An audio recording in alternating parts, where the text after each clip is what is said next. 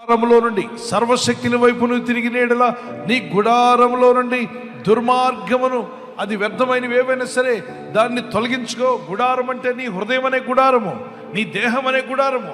ఇది శిథిలమైపోయే రోజు రాకముందే దీనిలో ఏదైతే దేవునికి విరోధమైనది, పరిశుద్ధాత్మకు విరోధమైనది, వాక్యములకు విరోధమైనది ఏదున్నా దాన్ని దూరంగా తొలగించుకో.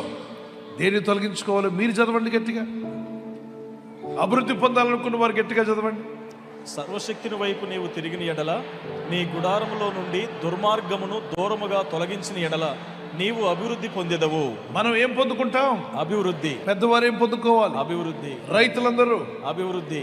ఉద్యోగస్తులు అభివృద్ధి. వ్యాపారస్తులు అభివృద్ధి. దేవుని పిల్లలందరూ అభివృద్ధి. ఆత్మీయులు కూడా అభివృద్ధి. ఆమేన్. ఆమేన్. సేవకులు కూడా అభివృద్ధి. అభివృద్ధి పొందాలంటే మన గుడారములో అనండి గట్టిగా, మన గుడారములో దుర్మార్గమైనది